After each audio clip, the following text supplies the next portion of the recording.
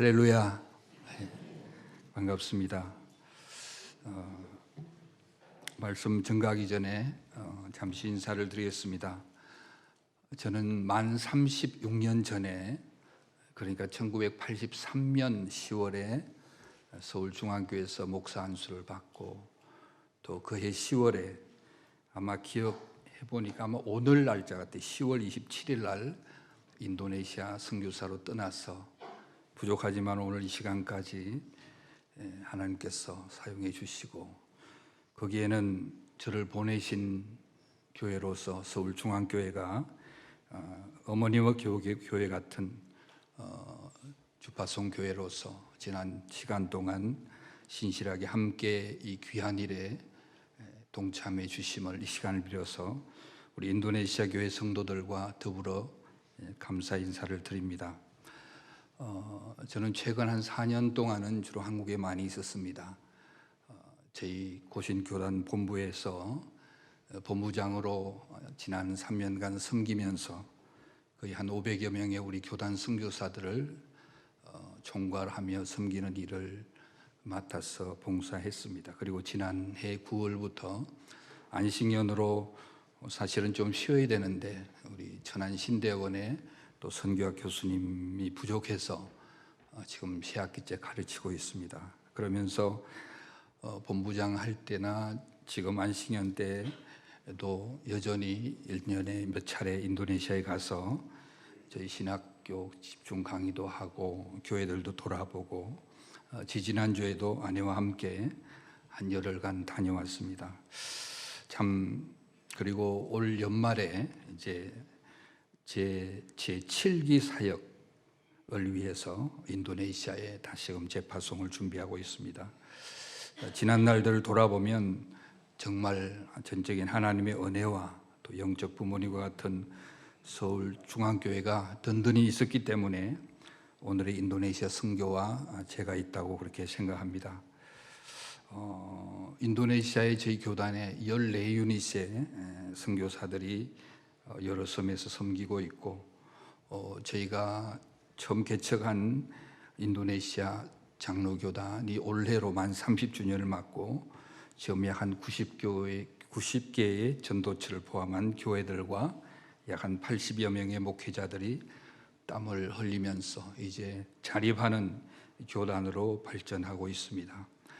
또 작지만은 우리 현지 인도네시아 장로교 신학대학이 정부의 인가를 받아서 지금 16년째 운영되고 있고요. 약 한 130여 명의 목회자들이 배출되어서 여러 교회에서 또 기관에서 또 대학에서 가르치고 있습니다. 작지만 정부에서 인가를 받았기 때문에 여러 가지로 많은 어려움이 있지만은 그래도 하나님의 은혜로 잘 지나고 있습니다. 특별히 인도네시아가 이번에도 대통령이 새롭게 이제 재임을 하면서 굉장한 발전, 경제적 발전과 아울러 영적으로도 이 마지막 때 큰 추수밭으로 열려지는 일들을 봅니다. 이번에도 38명의 장관 가운데 7명이 크리스찬이 발탁이 되고, 그래서 하나님께서 이 마지막 때 이슬람 선교를 위해서 인도네시아 교회를 크게 사용하지 않겠나, 그런 확신도 가지고 있습니다. 저는 인도네시아에서 1998년에 인도네시아 국적을 가지고 인도네시아인으로 살아가고 있습니다. 그래서 늘 한국과 인도네시아를 생각할 때 제가 인도네시아를 조금 더 사랑하지 않나 하는 그런 마음을 하나님께 주셔서, 또 이번에도 가서 굉장히 힘들고 덥더라고요. 그리고 저희 집 사람도 가서 비워둔 집을 정리하는데 힘들었지만은 그들이 훨씬 우리 한국의 성도들보다 행복하게 신앙생활하고 있는 모습 보고, 누가 그래요, 선교사님은 인도네시아만 풀어놓으면 물 만난 뭐 같다고. 그래서 아주 뜨겁게 힘들지만은 그런 아름다운 행복한 사역을 하고 왔습니다. 세월이 많이 흐름에도 하나님께서 여전히 서울중앙교회를 아름답게 사용하고 계시는 것 같아서 일부 예배를 하면서도 얼마나 마음에 기쁨과 감격이 있었습니다. 오늘 이 아침에 우리가 함께 말씀을 통해서 은혜를 받고자 하는 이 말씀은 하나님의 비전이라는 제목으로 은혜를 나누고자 합니다. 오늘 이 급변하는 불확실한 21세기를 살아가는 우리에게 수많은 사람들이 나름대로의 비전을 얘기하고 또 그 비전을 따라서 크게 영향을 주고 받으면서 살아가고 있습니다. 그래서 이 비전이라는 단어는 이제는 생소한 단어가 아니고 우리 모두에게 굉장히 익숙한 단어입니다. 근데 이제 자세히 살펴보면 이 비전에도 하나님의 비전과 또 인간이 만든 비전이 있습니다. 물론 그 나의 바램과 하나님의 바램이라고 할까요? 하나님의 바램은 하나님의 비전이지만은 인간의 바램은 비전이라고 얘기하지만은 사실은 그 앰비션, 어떤 야망이라고라는 표현이 더 나을 것 같습니다. 그래서 하나님의 비전을 가지고 살아가는 사람이든 자기 자신의 비전을 가지고 살아가는 사람이든 그것이 그 사람의 삶의 방향과 삶의 목적에 큰 영향을 줍니다. 그래서 우리가 성경에도 보면 많은 하나님의 비전의 사람들을 신약이나 구약에서 곳곳에서 만납니다.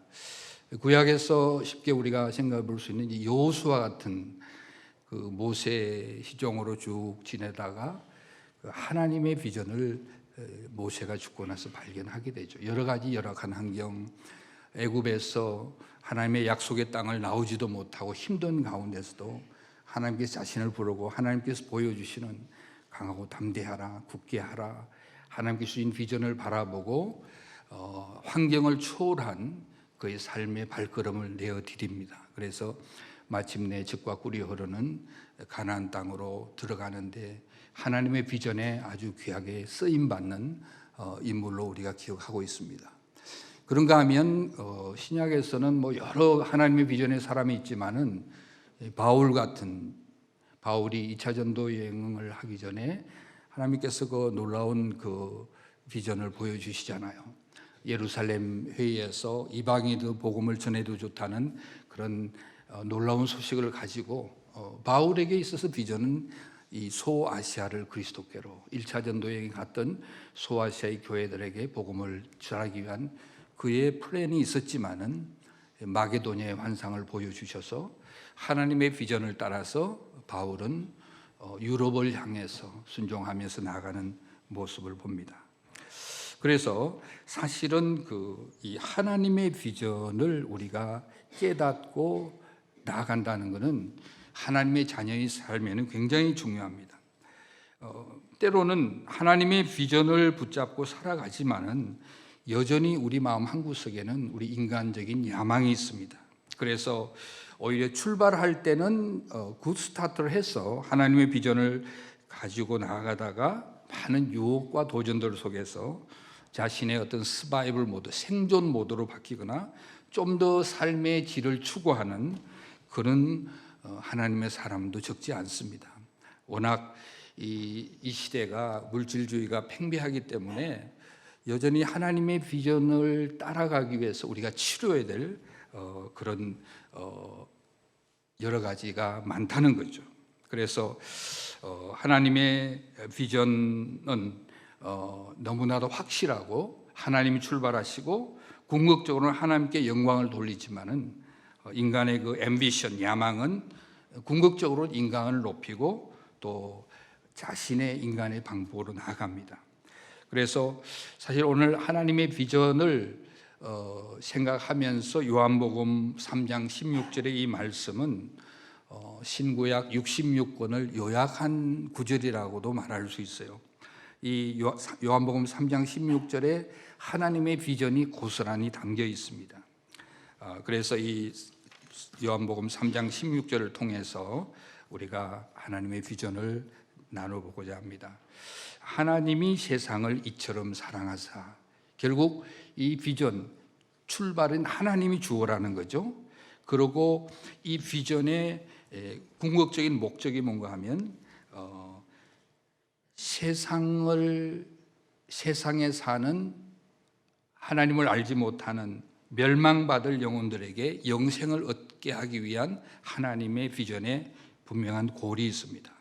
그리고 이 하나님의 비전의 출발, 모티베이션, 하나님의 동기는 뭔가 하면 사랑이라는 거예요. 그래서 하나님께서 이 세상에 사는 수많은 영혼들, 하나님의 형상으로 지음받은 수많은 영혼들을 향해서 그 하나님의 사랑을 나타내기 위해서 죽음이라는 방향에서 영생이라는 방향으로 돌아서기를 원하는 하나님의 그 안타까운 마음이 있죠. 그것이 하나님의 비전이고, 결국 이 비전을 이루기 위해서 하나님께서 교회를 세우셨다는 거죠. 그래서 하나님의 비전은 하나님의 교회를 통해서 이루어 가신다는 거죠.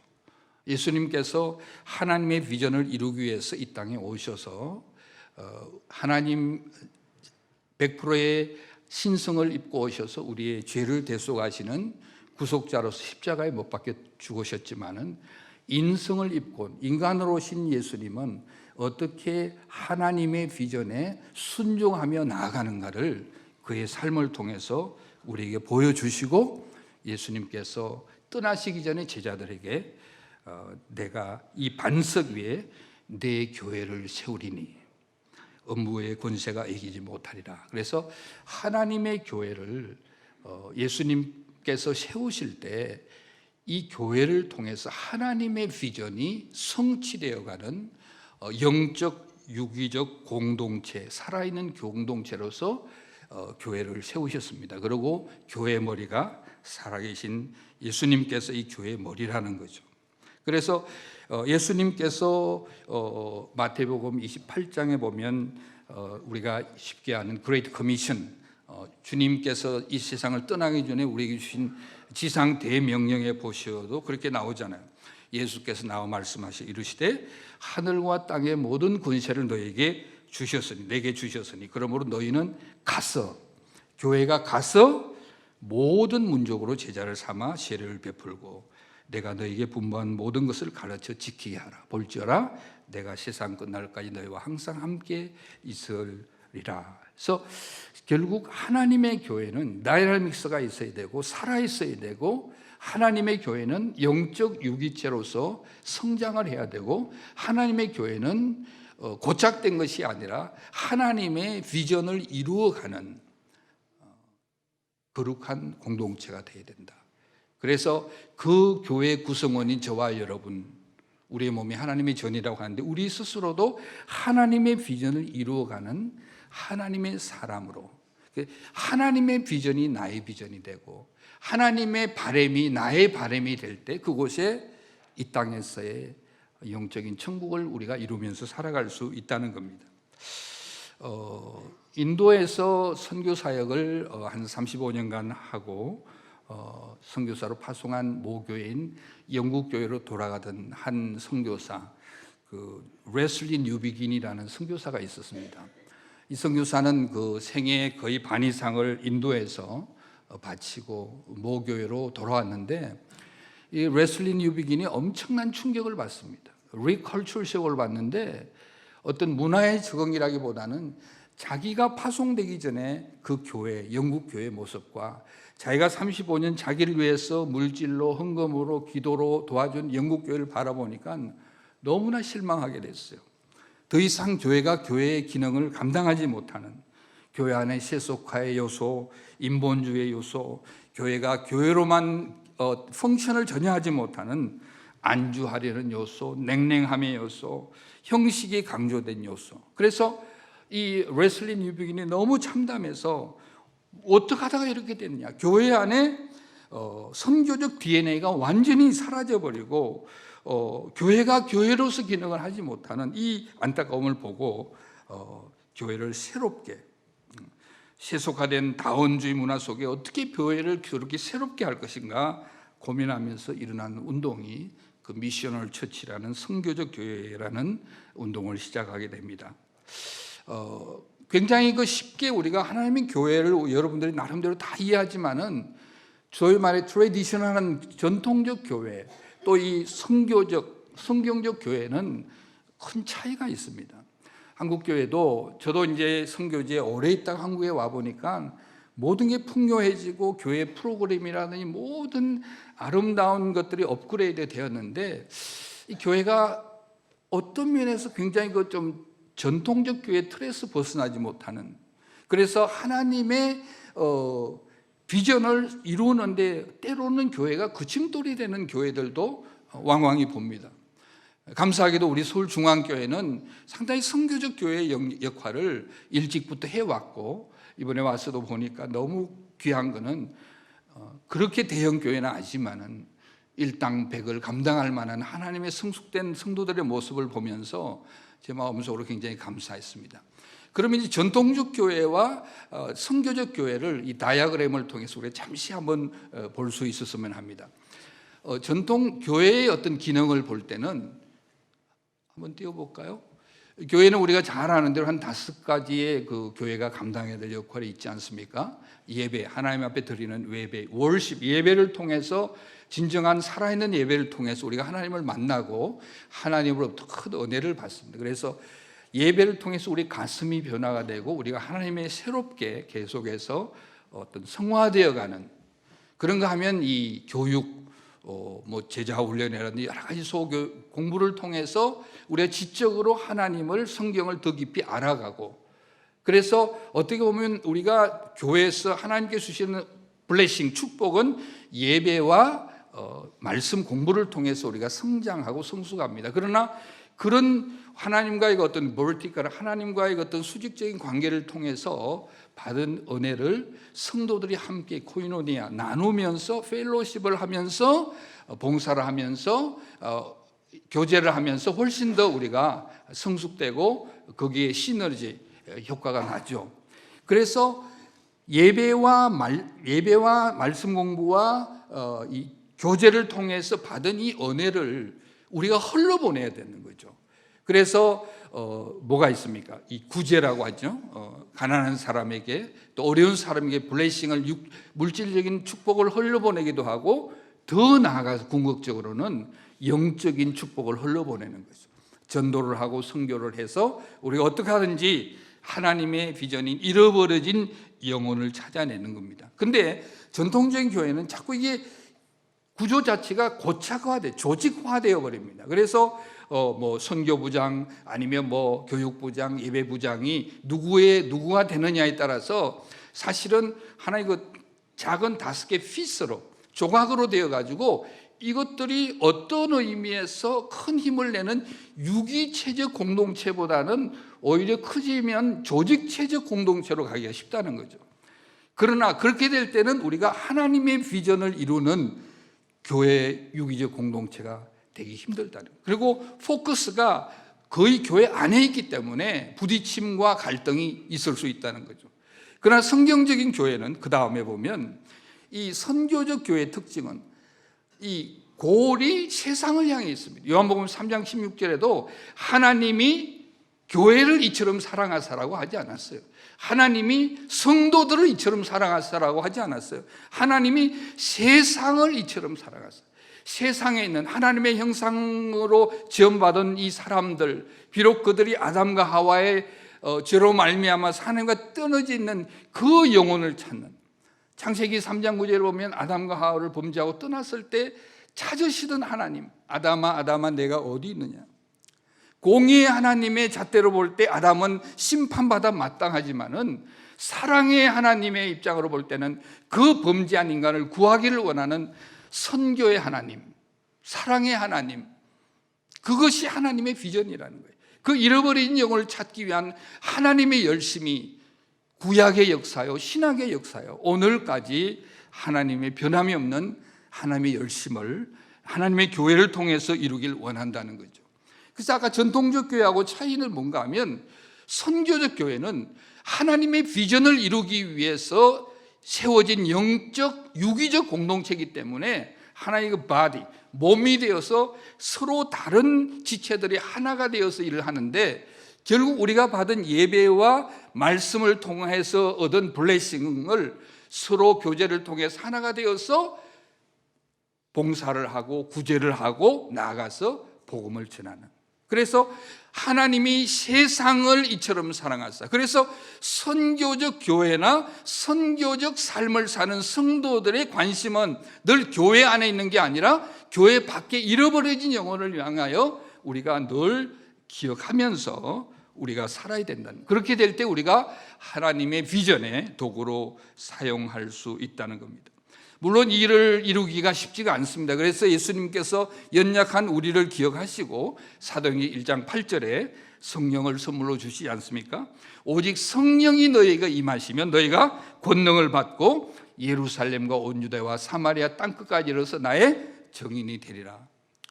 그래서 사실 선교지에서나 제가 한국교회를 볼 때 우리의 지식과 경험과 우리의 인간의 재능으로는 엄서 배우는 수많은 도전들을 감당해낼 우리가 힘이 없어요.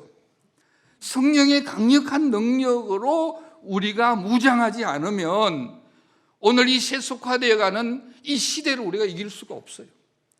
우리의 초대교회 역사 보면 313년까지 너무 어려웠지만은 무명의 성도들이 성령에 충만해서 날마다 주님을 알아가는, 하나님의 비전을 이루어가는 사람들도 늘어가고 하나님의 나라도 왕성했는데, 이 기독교가 로마의 국교가 되면서 교회가 평안해지고 교회가 부유해지고 교회가 도전이 없어지니까 인본주의적인 요소들이 많이 나타나는 거죠. 그래서 우리가 결국 하나님의 비전을 이루는 교회로 나아가기 위해서 뭘 준비해야 되고 뭘 깨달아야 할 건가를 이 시간에 잠시 나눠보고자 합니다. 요한복음 3장 16절에 제가 얘기했지만 하나님의 비전을 이룬 동기, 하나님의 이 디바인 프로젝트, 영적 하나님의 이 프로젝트의 가장 저변에 있는 그 동기는 하나님의 사랑입니다. 아가파오적인 사랑입니다. 어떻게 보면 우리가 이 땅에 살면서 하나님의 나라를 건설하는 하나님의 사람들, godly people이라고 하죠. 그렇다면 우리의 삶에 또 다른 하나의 우리의 비전이 있다면 godless people, 하나님 없이 살아가는 사람에게 어떻게 하면 하나님을 소개하고 그들이 하나님을 알고 하나님을 믿고 영생을 얻게 하는가가 하나님의 비전이라는 거죠. godless people, 하나님 없이 살아가는 사람들은 그들의 살아가는 힘이, 파워가 사실 물질입니다. The power of money, 마몬이라고 하죠. 예수님께서도 네가 두 주인을 섬길 수 없느니라. 그 말은 뭔가 하면 주님을 섬기고 물질을 섬길 수 있는 가능성이 우리에게 있다는 거죠. 물질의 힘, 파워 오브 테크놀로지. 지금 IT가 개발이 되고 뭐 인공지능 뭐 여러 가지 인간이 만들어낸 수많은 힘 앞에서 하나님의 아가파오적인 사랑의 힘이 퇴색되어 가는 모습을 완연하게 느낍니다. 제가 36년 전에 느꼈던 한국교회와 지금 한국교회와의 영적인 온도가 좀 차이가 나는 것을 느낍니다. 하나님의 엄청난 블레싱이 한국교회에 있었는데 사실은 하나님의 그 사랑의 힘, 하나님의 사랑의 힘이 물질의 힘이나 테크놀로지의 힘보다 훨씬 큰데도 어쩔 수 없이 가들리 피플마저도, 하나님의 사람들마저도 하나님의 사랑의 힘을 세상에 나타내 보이지 못할 정도로 수많은 도전 앞에 우리가 살아가고 있다는 거죠. 제가 어저께 페이스북에 어느 목사님이 올린 글을 제가 인용을 잠깐 하겠습니다.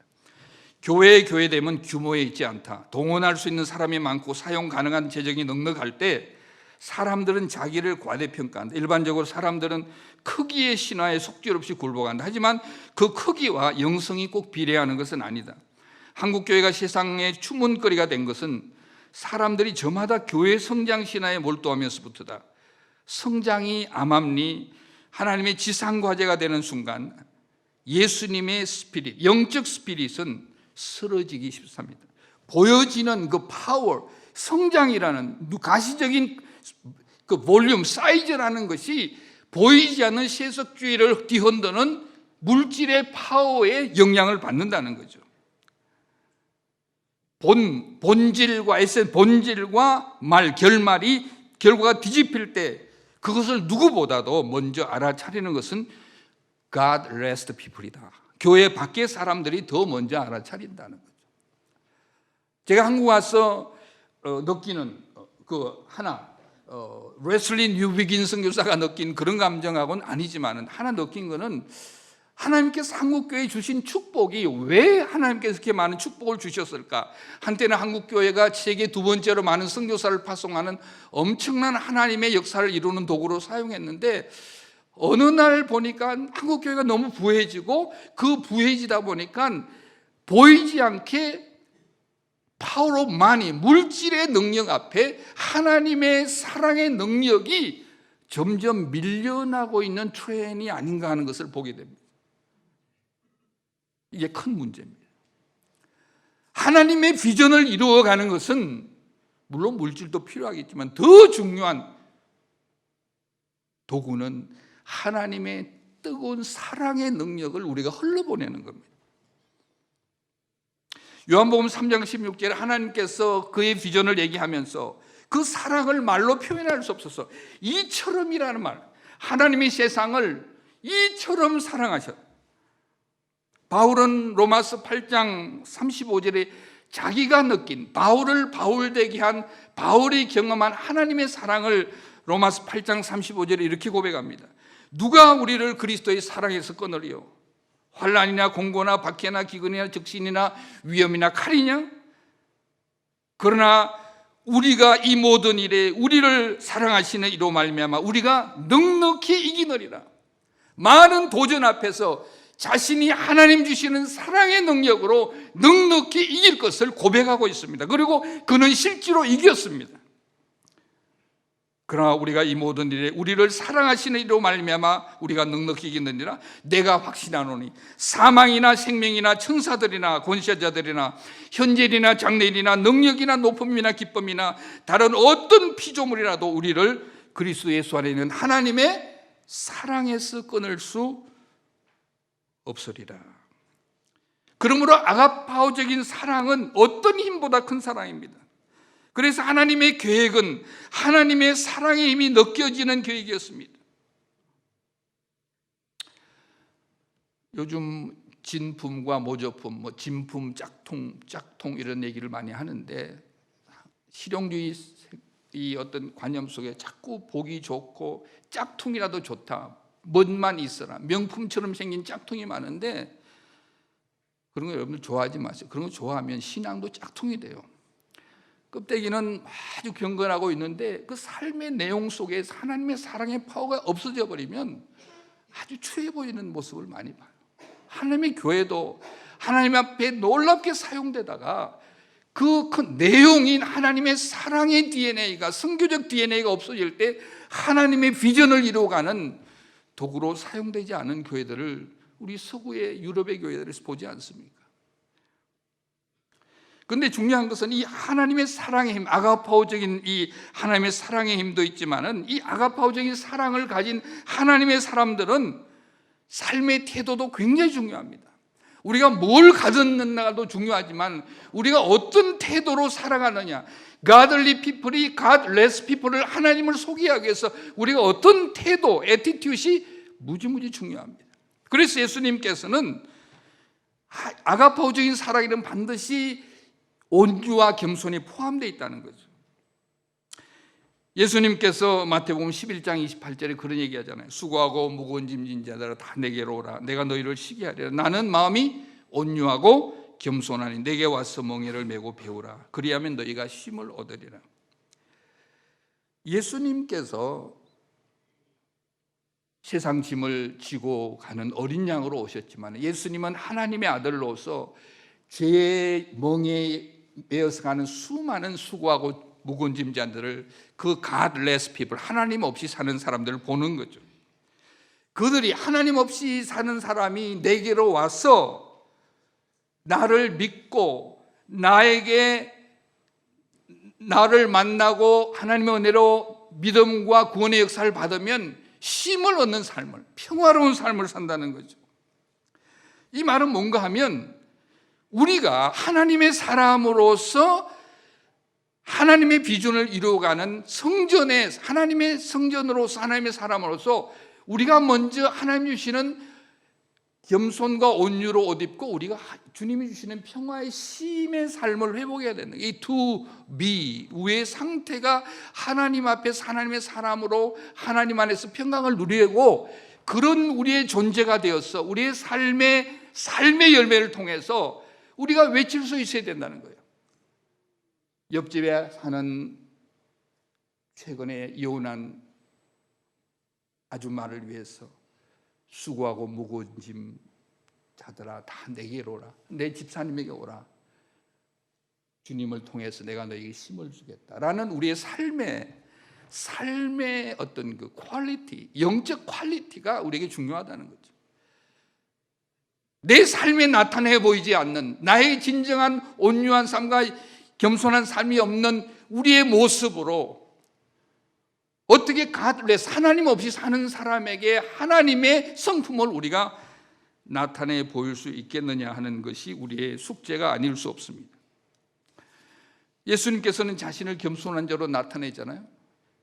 빌립보서 2장 5절에 보면 하나님이신 그가 근본 하나님의 본체이신 그가 그 몰페 하나님 본체이시만 낮추고 죄인의 몸으로 인간의 몸으로 오시고 십자가에 죽기까지 낮추었을 때 하나님 아버지께서 그를 지극히 높여서 땅 아래에 있는 땅에 있는 자 모든 무릎을 예수의 이름으로 무릎을 꿇게 하는, 우리가 낮아질 때 하나님께서 우리를 높이는, 우리는 우리 스스로 높아지려고 몸부림을 치다가 결국은 그 꿈과 야망 속에 스스로 쓰러져 버리는 수많은 godless people, 하나님 없이 사는 사람을 보잖아요. 그러나 하나님의 비전에 쓰임을 받는 하나님의 사람들은 철저하게 우리가 온유함과 겸손함으로 나아갈 때, 예수님을 닮아갈 때 하나님께서 우리를 높이신다는 거죠.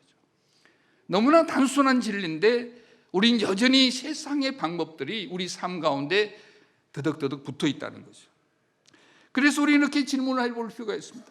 하나님의 비전을 이루는 서울중앙교회, 하나님의 비전을 이루는 서울중앙교회 성도들, 나의 삶에 진정한 겸손과 온유의 마음의 사랑이 있는가?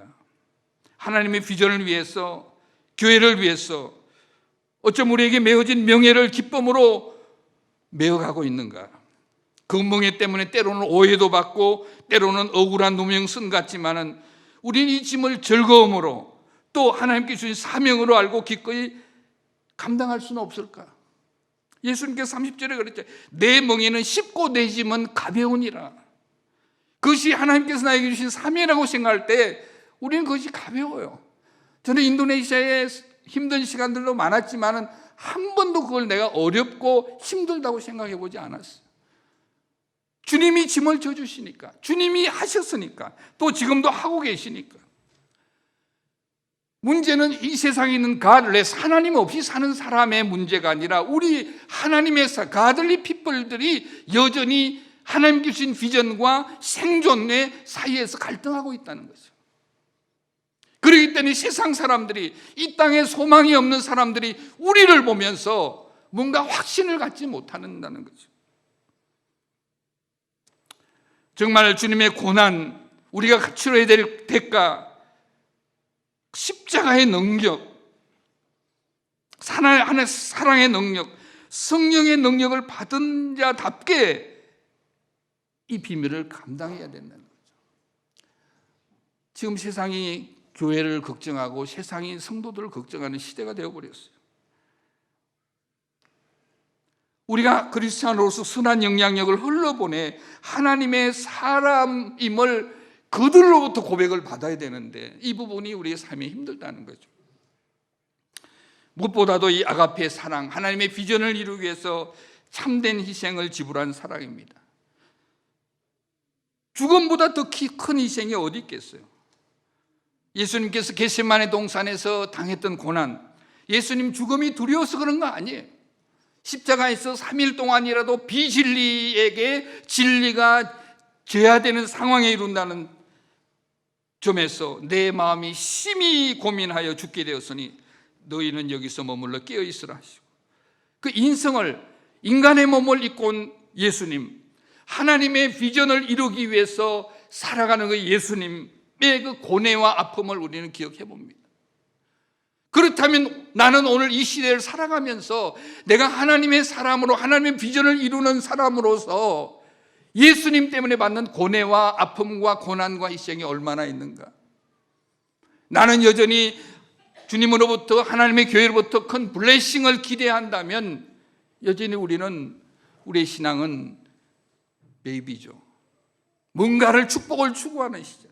이제 우리는 축복을 나누어주는, 하나님의 축복을 나누어주는, 하나님을 받던 그 수많은 축복을, 영적 축복을 God bless, 하나님이 없는 사람에게 나누어주는 우리의 삶으로 되어야 된다는 거죠. 우리가 물질의 희생, 시간의 희생, 감정의 희생, 그것보다 더 큰 것은 하나님은 당신의 독생자 예수 그리스도를 죽음이라는 십자가라는 생명을 내놓게 할 만큼 큰 하나님의 사랑, 그 하나님의 사랑에 감격한다면 우리가 그냥 살아갈 수 없죠. 내 삶의 은인인데 지옥 갈 수밖에 없는 나를 영생을 얻게 하신 그 하나님의 사랑 때문에, 그러니까 우리의 삶의 존재 가치는 예수님 가치라는 거죠. 나를 위해서 십자가에 돌아가신 예수님, 사랑을 표현하신 그 하나님의 사랑, 그 비전을 저와 여러분에게 주셨다는 거죠. 교회에 주셨다는 거죠. 나의 사랑의 지수, 아가파오적인 사랑의 지수가 얼마가 될까? 굉장히 중요한 우리 내용, 신앙의 내용입니다.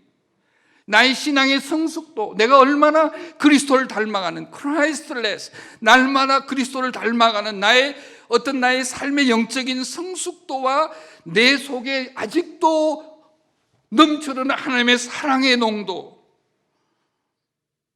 결국 우리의 믿음의 지수는 우리가 얼마나 오래 예수를 믿었나, 내가 어떤 교회 직분을 받았냐가 아닙니다. 그것은 내 삶 가운데 주님을 위한 하나님의 비전을, 하나님의 이 땅에 The Great Commission, 잃어버린 영혼을 위해서 하나님께 주신 그 하나님의 요한복음 3장 16절에 나왔던 하나님의 비전을 얼마나 우리 교회가, 아니 교회 지체된 내가 그 일에 초점을 맞추어서 나의 삶의 가치관과 인생관에 늘 점유하고 있는가 하는 것이 오늘 메시지에 주님이 우리에게 물으시는 질문이라는 거죠. 저는 주님께서 왜 나를 인도네시아 보냈을까를 요즘 가끔 생각해 봅니다. 대학에서 건축을 전공하고 나름대로 꿈을 가지고 삼성에 들어가서 미국에 유학 가려고 딱 준비했는데 하나님께서 자꾸만 마음에 부담을 주세요. 기도하는 가운데 하나님께서 원하는 게 나보고 영적 건축가가 되었으면 하는 그런 하나님의 어떤 저에게 주는 부담이 있었어요. 저는 불교 신자 가정에 태어나서 아주 인격도 아주 모다 부부도 많고 아주 연약하고 셀피시한 나에게 내가 어떻게 영적인 건축가가 되냐고. 그때는 저는 그 이유를 몰랐어요. 근데 36년, 그러니까 신학교 갈 때가 아니면 거의 40년이죠. 돌아보니까 아직도 다듬어지지 못하고 정말 마른 막대기가 못한 저를 하나님의 비전의 도구로 사용하시기 위해서 지난 40년간을 하나님께 참 힘드셨겠다. 저를 사람 만들어 가면서 저를 또 하나님의 비전의 도구로 사용하시려고 살았던 거예요. 저를 불러주시고 훈련시켜주시고 서울중앙교회에서 파송에 보내주시고 하나님이 주신 비전을 보여주시고 말씀 중심의 하나님의 교회를 세우는데 부족한 사람을 사용했다는 그것이 얼마나 감격스러운지 몰라요. 그렇습니다. 하나님의 비전의 궁극적인 목적은 잃어버린 영혼을 살리는 겁니다. 교회당 건물 세우는 것도 아니죠. 영생을 얻게 하려 하심이라, 이것이 하나님의 비전의 목적입니다. godly people들이 godless people들을 영생을 얻게 하는데 하나님의 비전이 있다는 거죠. 우리가 소유한 아가페의 사랑은 사람을 살려내는 사랑입니다. 세상에서는 감당할 수 없는 완악해진 사람들의 마음을, 그렇습니다. 수많은 하나님의 사람들을 저는 만나곤 합니다. 제가 일부의 때도 간단히 읽어드렸는데 여러분들이 잘 아는 헬런 켈러 여사가 태어나기까지는 아주 귀한 하나님의 사람의 사랑이 있었습니다. 보스턴의 한 보호소에 앤이라는 그 소녀가 왔어요. 이 앤의 엄마가 죽고 아버지는 알코올 중독자고 보스턴에 함께 왔던 동생도 그냥 죽고 이 앤은 충격을 받고 정신병자가 되어버렸어요. 몇 차례 자살을 하려고 기도를 했는데 자살도 못하고 결국 앤은 회복불능 판정이라는 병원에서 받고 정신병동에 지하의 독방에 갇혔어요. 모든 사람이 포기했어요. 앤에 대해서. 그때 노 간호사인 로라라는 여 간호사가 자기가 앤을 돌보겠다고 하며 정신과 치료 접근보다 하나님의 사랑에 접근을 했어요. 과자도 사주고 책도 읽어주고 기도도 해주고 그러기를 거의 2년 동안 했어요. 변하지 않아요. 마치 담벼락 쳐다보고 그가 섬기는 것 같았지만 조금씩 앤은 반응을 보여서 이야기 빈도도 많고 2년 만에 앤은 정상인 판정을 받아 그 어떤 파킨슨 시각 장애 막 그때 아플 때 눈도 실명을 했어요. 근데 이제 회복이 되면서 눈 안 개안 수술도 해가지고 최우등생으로 졸업을 했어요. 이 앤이 너무나 감격스럽잖아요. 로라라는 한 수 간호원의 하나님의 사랑으로 자기가 살아났고 자기가 이제 눈까지 떴다니까 너무 감격했는데 어느 날 신문에 이런 기사가 났습니다. 보지 못하고 듣지 못하고 말하지 못하는 아이를 돌볼 사람을 구합니다. 대가는 충분히 하겠습니다. 애는 그 아이에게 자신이 받은 사랑을 돌려주기로 결심을 하고 결국 사랑으로 그 아이를 20대 대기적의 주인공으로 애는 48년간 헬런 켈러 여사하고 함께 살았습니다. 헬런 켈러와 같은 그런 위대한 하나님의 사람을 만들어낸 것은 결국 노 간호사인 로라의 하나님의 사랑의 DNA를 흘러보냈기 때문에 엄청난 희생을 했죠.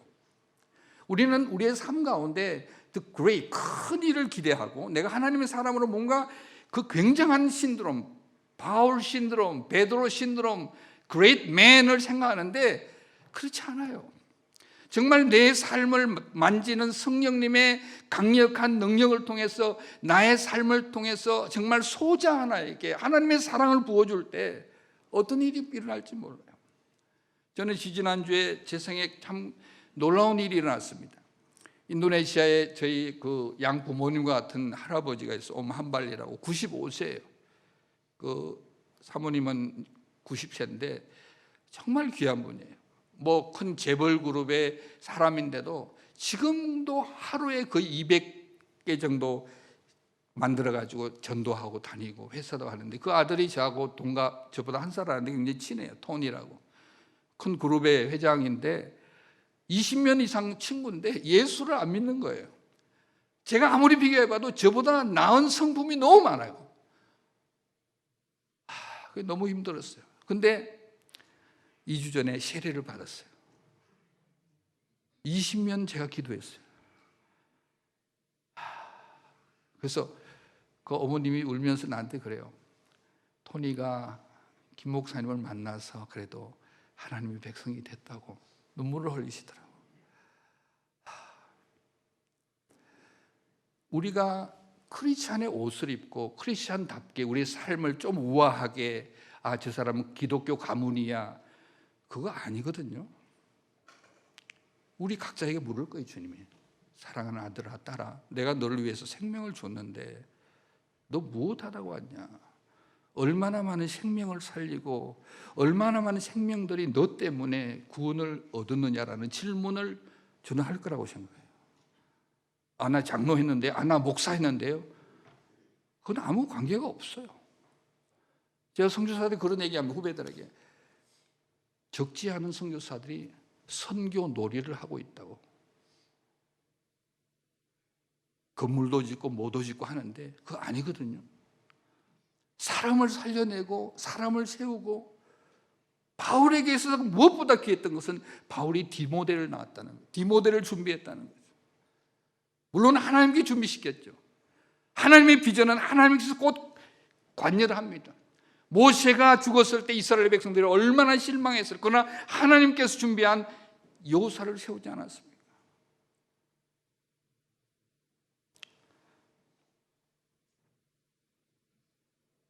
이어령 선생님, 여러분들 20세기에 한국의 지성의 최고였던 이어령 선생님이 요즘 암으로 지금 투병 생활하고 얼마 남지 않았는데 자기는 항암을 안 하겠다고 황성주 박사님 거기 저희 집 사람 그 면역 치료하는 데 와서 같이 받고 하는데 이어령 선생님이 이런 지금 이제 죽음이 얼마 남지 않았었는데 이런 고백, 이제 깨달았다는 거, 모든 게 기프트에 있다, 모든 게 선물이었다. My life is 하나님의 선물이었다는 거예요. 내 집도, 내 자녀도, 내 지성도, 내 책도 분명히 내 것인 줄 알았는데 나이가 80이 돼서 깨달은 게 하나 있는데 그게 내가 한 것이고 내가 성취한 게 아니라 하나님의 선물이었고, 하나님께서 선물을 주실 때는 반드시 기대하는 것이 있었다는 거예요. 이어령 씨, 이화여 됐어. 저도 대학 다닐 때 이어령 선생님 책도 많이 읽었어요. 딸을 읽고 뒤늦게 하나님을 발견했는데 이 놀라운, 저는 우리 고 박문규 장로님을 기억합니다.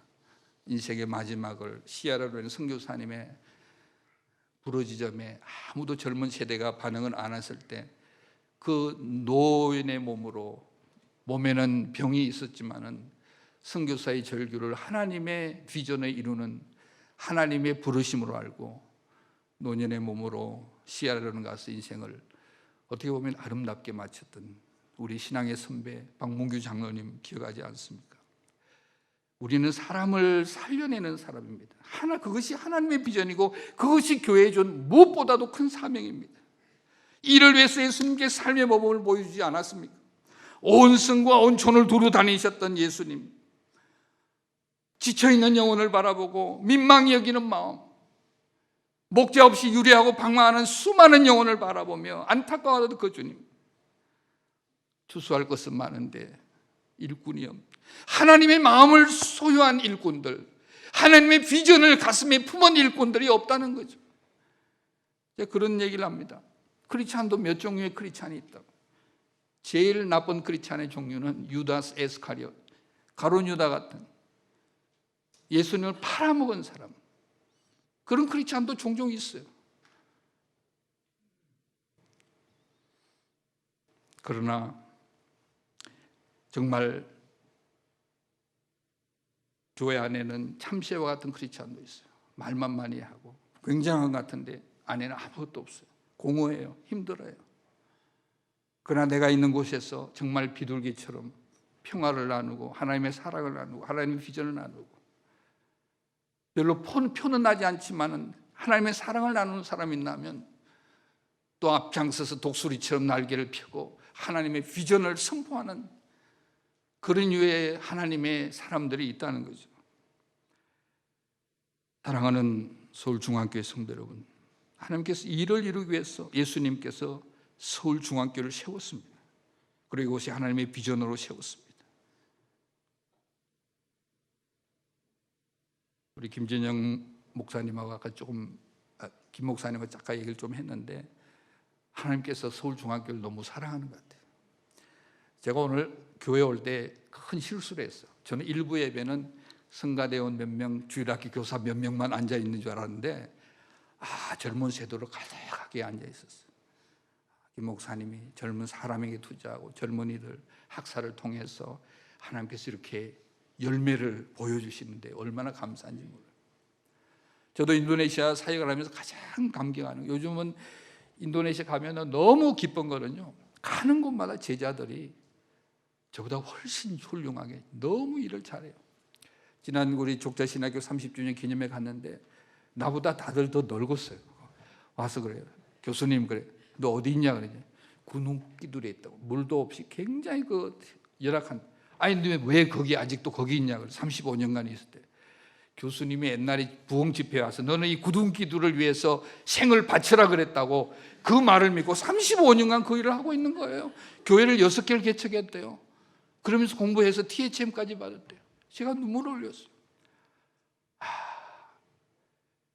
30년 지난 제자들이 모였는데요, 제가 부끄러웠어요. 제가 제일 젊어 보여요. 너무너무 고생들 많이 했어요. 근데 얼굴이요 천사 같아요. 한국교회와 한국교회 목사들과 우리 현장의 목회자들이 얼굴이 자꾸 왔다 갔다 해요. 누가 더 행복할까요? 누가 더 주님이 기뻐하실까요? 제가 지금 우리 신대원에서 강의를 가르치는데 제가 아무것도 안 가르쳐요. 전도만 가르쳐요. 전도 안 하면 학점 F 줘요. 기도 안 하면 신학교 그만 다니라고 해요. 근데 신대원에 와서 전도 처음 해본다는 목사 후보들이 적지 않은 숫자가 있더라고요. 우리 인도네시아 신학교 학생들은 목요일 금식을 해요. 금요일 날 전부 이슬람만 전도하러 가요. 막 두들겨 맞고 막 이렇게 오는데 다 웃어 물어요. 토요일 날 그 어린 무슬림 아이들 공부 가르치고 삽두쩌리아라는 학교를 만들어서 그 아이들이 잘하고 있어요.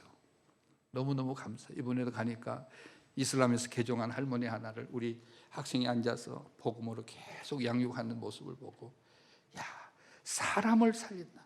하나님, 내가 하나님의 비전, 하나님이 세상에 있는 영혼을 사랑하사 독생자를 주셔서 멸망하지 않고 영생을 얻게 하려는 하나님의 비전에, 하나님의 프로젝트에 내가 얼마나 컨트리뷰스, 얼마나 기여를 하고 내 삶 가운데는 하나님의 비전의 도구로 얼마나 내가 선한 영향을 끼쳤는지 우리 한번 돌아보는, 우리 인생을 돌아보는 시간들이 필요하다고 생각합니다. 우리 너무나 분주해요. 너무나 바빠요. 저도 이제 9월에 가면, 이달 이제 가면 마지막 텀이에요. 어떻게 하든지 마무리를 잘하고 피니싱 웨를 잘하려고 우리 후배 선교사, 제 제자들 선교사들이 다 선교사로 와서 이제 인수인계를 하고 있어요. 너무 감사해요. 한 젊은 건축학도를 당신의 비전을 위해서 불러서 한평생을 사용하시고 교단을 만드시고 신학교를 만들고 하나님의 일꾼들을 배출하는 그 일에 제가 쓰임을 받았다는 것만 해도 너무 감격스럽고, 이 감격에는 우리 서울중앙교회 성도들의 기도와 땀과 희생에 대해서 저는 늘 기억을 하고 있습니다. 말씀을 맺겠습니다. 우리는 무엇보다도 본질적인 하나님의 비전을 회복해야 합니다. 그것을 회복하기 위해 우리는 하나님의 사랑을 깊이 회복해야 되고 선교적 DNA를 회복해야 합니다. 그리고 내가 선교사적 삶을 살아야 합니다. 예수님처럼 우리 삶의 열매와 사역의 열매를 준비해야 됩니다. 삶의 열매가 중요합니다. 그러나 사역의 열매도 중요합니다. 그럴 때 교회는 선교적 교회로 이 시대에 하나님의 비전을 이루는 도구로 사용될 수 있습니다. 저는 마태복음 6장 33절 말씀을 읽고 마치려고 합니다. 그런즉 너희는 먼저 그의 나라와 그의 의를 구하라. 이 말은 그런즉 너희는 먼저 하나님의 비전을 붙잡아라. 하나님의 비전이 나의 비전이 되게 하라. 그리하면 이 모든 것을 너희에게 더 하시리라. 하나님의 비전을 잡고 승리하시는 우리 서울중앙교회 모든 성도님 되시기를 주의 이름으로 축원합니다. 잠시 기도하겠습니다. 하나님 감사합니다. 오늘 부족한 종을 보내서 하나님의 마음을 나누며 하나님의 비전을 다시금 돌아보게 하시니 감사합니다. 하나님이 세상을 이처럼 사랑하셨습니다. 수많은 죽어져가는 영혼들을 이처럼 사랑하는데 우리의 마음이 이렇게 무뎌졌는지, 우리의 관심이 나의 삶의 퀄리티를 높이는데, 아니 세상 사람들이 따라가는 물질의 힘에 영향을 받고 있는 거기에 매여 있는 우리의 삶은 아닌지 돌아보게 하시네 감사합니다. 하나님의 사랑의 능력을 회복하는 저희들 되게 하시고 성령의 충만함에 그 능력을 회복하는 우리의 삶이 되게 하여 주시고, 그래 이 시대에 정말 하나님께서 기뻐 받으시는 서울중앙교회로 하나님의 비전의 아름다운 영적 유기적 공동체로 쓰임받는 교회가 될 수 있도록 축복하여 주시옵소서. 특별히 자라나는 차세대의 우리 젊은이들이 열방을 향하여 세계를 향하여 하나님께 주시는 비전을 붙잡고 하나님의 비전을 이루는 하나님의 사람으로 결단하는 놀라운 역사들이 있게 하여 주시옵소서. 감사를 드리며 예수 그리스도를 맞들어 기도하옵나이다.